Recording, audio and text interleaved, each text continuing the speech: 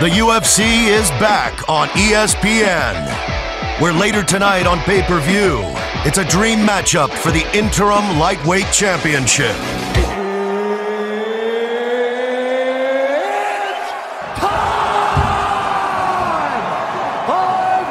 You see his coach, even with the hand gestures and movement, you know, he's looking, going, what do I need to do? Oh, okay, cool, I'm doing this, or that, all right, I'm doing it, coach, I'm doing it, and this, I'm listening 100% what you're saying, and you see how easily he's transitioning in different positions. Looking for a neck here, to drag along the back down, he ties that up! He's going for the darts, He needs to look up the legs. He needs to get that. He's trying to get it.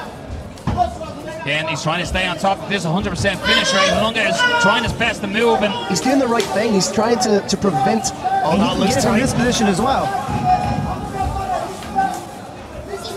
Oh, he's out. He's out.